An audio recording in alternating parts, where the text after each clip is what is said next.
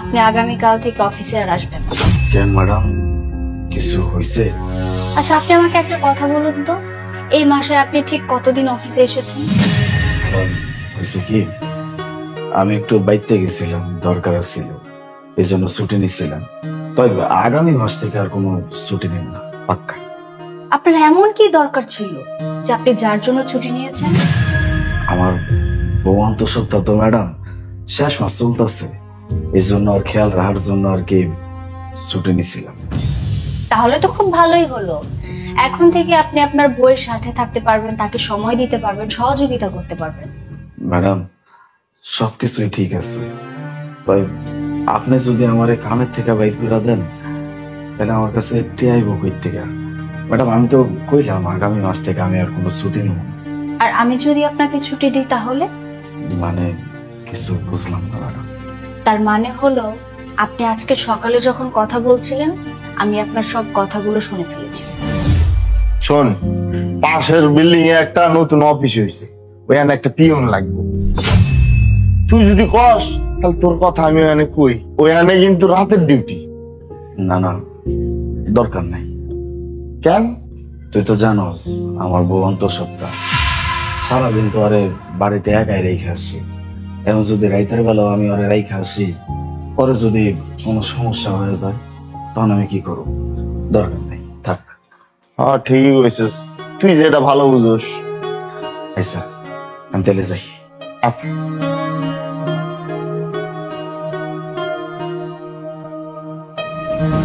ভাইয়া, এই কথাটা আপনার অনেক আগে আমাকে বলে দেওয়া উচিত ছিল, তাহলে আমি আপনাকে ছুটি দিয়ে দিতে পারতাম। বাই দ্য ওয়ে, কাল থেকে আপনি আর অফিসে আসবেন না। ম্যাডাম আপনি যদি আমার ছুটি দিয়ে দিতেন, আর এমন যে ছুটি দিতে চাইতেছেন ম্যাডাম, তাহলে আমার কাছে টিয়া পয়সা করতে আইব ম্যাডাম। আমার বউয়ের তো সামনে ডেলিভারি, অনেকগুলা টিয়া পয়সা লাগবে ম্যাডাম। এত টাকার ব্যবস্থা আমি কেমনে করবো? সেই টেনশন আর আপনাকে করতে হবে না, ভয় নেই। আমি আপনার স্যালারি কাটবো না। কাল থেকে আপনি আর অফিসে আসবেন না। আপনি আপনার ওয়াইফকে সময় দেবেন, তাকে মেন্টালি সাপোর্ট করবেন। তাইলে ম্যাডাম অফিসের কাম কেমনে চলবো? এখানে আর কিভাবে কাজ চলবে?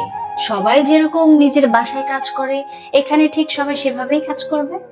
ম্যাডাম এত কিছু তো দরকার ছিল না, আমি ব্যবস্থা করে নিতে পারতাম। আপনি তো ঠিক ম্যানেজ করে নিতে পারবেন, কিন্তু আপনার ওয়াইফ, সে তো ম্যানেজ করে নিতে পারবে না। তাই আমি বলছিলাম কি, এই সময় আপনার বউয়ের পাশে থাকা দরকার, তাকে সাপোর্ট করা দরকার। আপনি তার পাশে থাকলে তার অনেক ভালো লাগবে। আমি এসব খুব ভালো করেই জানি, কারণ আমি তো একজন মা। আমার প্রেগনেন্সির সময় আমার হাজবেন্ড লিভ নিয়েছিল, সে আমাকে মেন্টালি সাপোর্ট করেছে। এখন আর কোনো কথা না, আপনি আপনার সবকিছু প্যাক করে আপনার বাসায় চলে যান, আপনি আপনার বউয়ের সাথে থাকুন। তবে হ্যাঁ, যদি কোনো প্রবলেম হয় আপনি কিন্তু আমাকে কল করতে ভুলবেন না। আমি যতটুকু পারি আপনাকে হেল্প করার চেষ্টা করব। জি ম্যাডাম, আপনি যা কইবেন। আপনার অনেক ধন্যবাদ ম্যাডাম, আল্লাহ আপনার অনেক ভালো করবো। আপনাকে আর ধন্যবাদ দিতে হবে না ভাইয়া, এই ছুটি তো আপনার হক। আর তাছাড়া আমাদের অফিসের যত এমপ্লয়ি আছে সবাই তো তার প্রাপ্য ছুটিটা পায়, তাহলে আপনি কেন পাবেন না? এখন কথা না বাড়িয়ে তাড়াতাড়ি যান।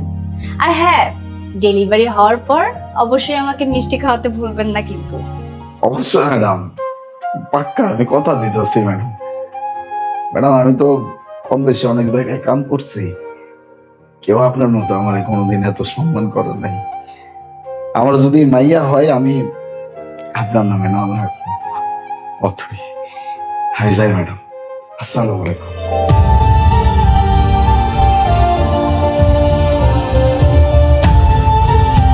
এই রুটি তো পুড়ে গেছে।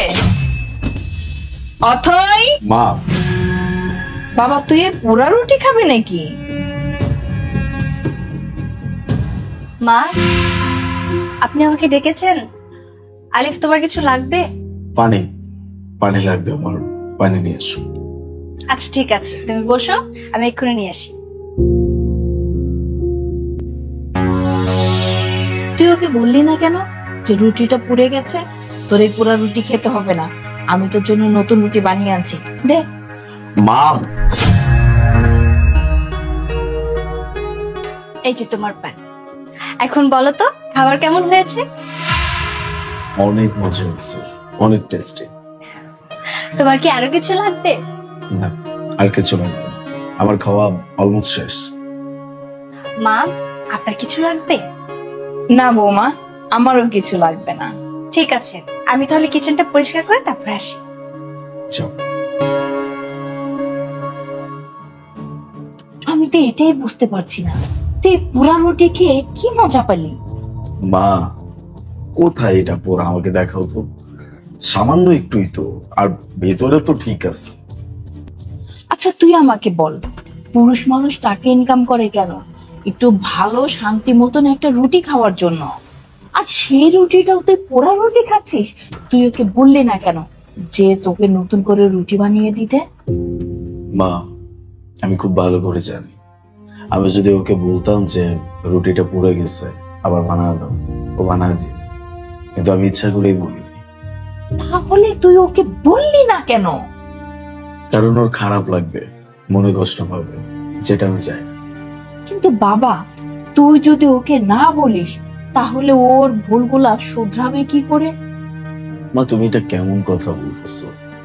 এমন তো না যে প্রতিদিন একই রকম কাজ করতেছে, প্রতিদিন আমাদেরকে ওরা রুটি খাওয়াচ্ছে, এমন তো না। প্রতিদিন ঠিকঠাক বানাচ্ছে। এখন মাঝে যদি 2-1 দিন এরকম হয়ে যায়, তাহলে ওকে কেন বলতে হবে? ও কি ইচ্ছা করে এরকম করতেছে যে আমাদেরকে ওরা রুটি ওর খাওয়াতে হবে? তোর যেটা ভালো মনে হয় তুই সেটাই কর। আমার কথা তুই কি কখনো শুনছিস না শুনবি? দেখো মা, তুমি হয়তো ভুলে গেছো, কিন্তু আমার মনে আছে ছোটবেলায় তুমি অনেক মজা করে, অনেক শখ করে হালুয়া বানাইছিলে। এই হালুয়াতে একটু বেশি মিষ্টি হওয়ার কারণে বাবা তোমাকে কিছু কথা শুনেছিল, একটু বকছিল। তোমার তখন যে কতটা খারাপ লাগছিল এটা আমি তোমার চেহারা দেখে বুঝতে পারছিলাম। মা, একটা কথা কি জানো, মিষ্টি একটু বেশি হয়েছে, এটার জন্য বাবা তোমাকে বকছে। উনি যদি তোমাকে কিছু না বলতো, কিছুই কিন্তু হয়ে যেত না। কিন্তু যখন এই কথাগুলো তোমাকে বলছে, তখন তোমার কাছে অনেক বেশি খারাপ লাগছে, কারণ তুমি তো এই পরিবারের জন্য সবসময় এত কিছু করতেছো। তাহলে ছোটখাটো ভুল যখন তোমাকে কেউ ধরা দিবে, তখন তো খারাপ অবশ্যই লাগবে। মা, এই মেয়েটা মানে আমার স্ত্রী সবকিছু করে, বাড়ির প্রত্যেকটা কাজ করে। আমাদের ছেলে, তার দেখাশোনা করা, তার টিফিন দেওয়া, সে স্কুলে কখন যাবে, তার কাপড় চোপড় পরিষ্কার করে দেওয়া, সে কখন খেলতে যাবে, তাকে কখন খাওয়াতে হবে, তোমার ওষুধ কখন লাগবে, আমার কখন কি লাগবে, এভরিথিং এই মানুষটা একা হাতে সামলাচ্ছে।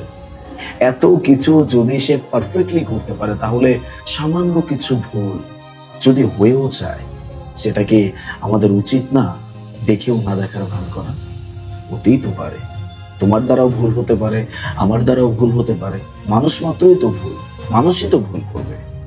এখন আমরা যদি ছোট ছোট বিষয় নিয়ে একজন আরেকজনের ভুল ধরি, তাহলে সংসারটা মজবুত হবে না, সম্পর্কটা মজবুত হবে না, সেটা বুঝতে হবে না। পোড়া রুটি কিন্তু আমরা কোনো না কোনো ভাবে খেয়ে নিতে পারবো, কিন্তু এটার কারণে ওকে যদি কোনো কিছু বলি, একটু ভুল ধরি, ও কিন্তু মনে কষ্ট পাবে, যেটা ওর মনে আজীবন থেকে যাবে। মা, মাঝে মাঝে কিছু ভুল আমাদের দেখেও না দেখার ভান করতে হয়, এতে সম্পর্ক মজবুত হয়। যাক বাবা, কিচেনের সব কাজ শেষ। বৌমা, আজকের খাবারটা না অনেক মজা হয়েছে, আমি অনেক মজা করে খেয়েছি। সত্যি মা, আপনাকে অনেক অনেক ধন্যবাদ। তোমাকেও অনেক ধন্যবাদ।